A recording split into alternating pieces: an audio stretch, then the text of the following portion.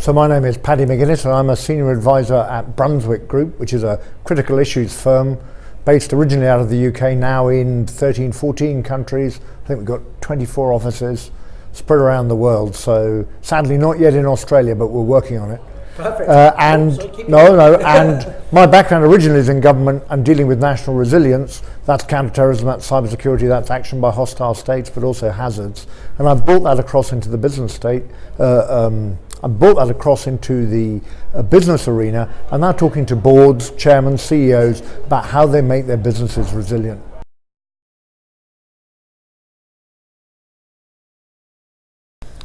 Well, clearly our understanding of state threats has matured. Terrorism has seemed less pressing, but that's always when it's at its greatest risk in a way. And the cybersecurity landscape has become yet more problematic with the emergence of ever more complex technologies that frankly are a little bit beyond the defences that most of us have in place.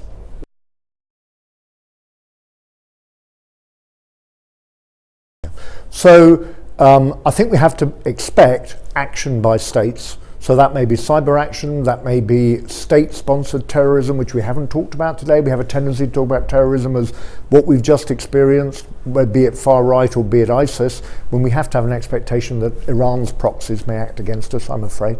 And also we haven't had a really major cyber event. We've had a hint of it with Maersk offshore drilling, NotPetya, but we haven't really seen what can happen to one of our institutions or enterprises if they're hit by a major cyber event. And should that happen, I think it asks a big question of what government's role is, but also, frankly, for the insurance and for the sector that's affected, it's going to be transformational.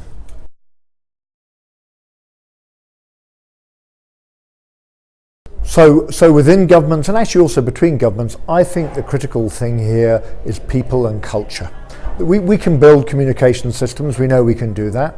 We can exchange hostages, government departments and institutions do that.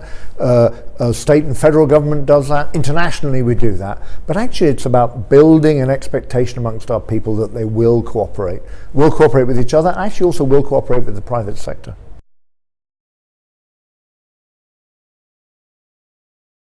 So with the advent of hybrid warfare, where frankly it is often not the organs of the state, but it is the private sector who are in the front line, and where governments are regulating to make the private sector defend themselves, the private sector have to stand into the space. And that means really understanding what's happening in their workforces, in their estates, in their workforces, in their electronic networks, and putting in place the right kind of culture and defences.